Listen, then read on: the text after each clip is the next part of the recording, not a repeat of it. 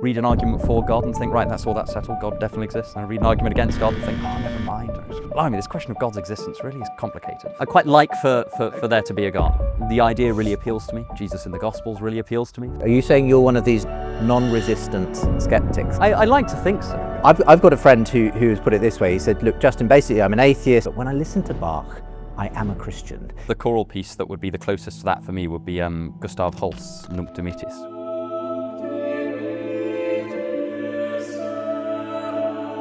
When I kind of listen to a really beautiful piece of music, and I am getting really wooey here, so I do apologise. Almost Christian way to describe it would be I feel myself rest.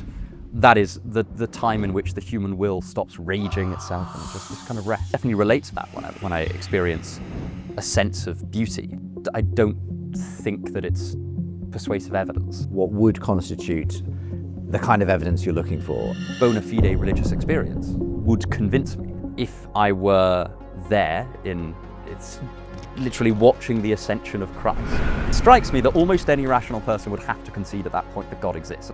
I think that the way that the kind of zeitgeist is more towards this kind of God as meaning or God as value. I think that theism is a lot more substantial than that. A claim is that Christ rose from the dead and will come again in glory to judge the quick and the dead. That seems like it would change every aspect of your, like overnight. If I believed that, my life would totally transform.